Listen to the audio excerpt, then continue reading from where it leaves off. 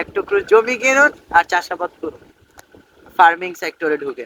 মানে এত পরিমাণে বাতাস, আর এই যে তাল গাছগুলো দাঁড়ায় আছে আশেপাশে অনেক দূর পর্যন্ত খোলামেলা। এটাই বলবো, আপনারা শহর ছেড়ে গ্রামে আসুন, গ্রামে আপনারা জায়গা কিনুন, নিজেরা চাষাবাদ করুন, ফ্রেন্ডদেরকে নিয়ে আড্ডা দেন। এই যে আমরা আড্ডা দিতে আসছি, কত মনোরম পরিবেশ। শহরে কিন্তু এটা ভাই খুঁজেও পাওয়া যাবে না। পাওয়া গেল বাতাসগুলো আসলে দূষিত, হয়তো উত্তরার ওইদিকে পাওয়া যেতে পারে, বাট একবারে গহীন মানে গ্রামের গহীনে যদি না আসেন আপনি ফ্রেশ বাতাসটা ওইভাবে নিতে পারবেন না। আপনারা শহর থেকে গ্রামে আসুন, একটু জমি কিনে ওইখানে বসবাস শুরু করে দেন।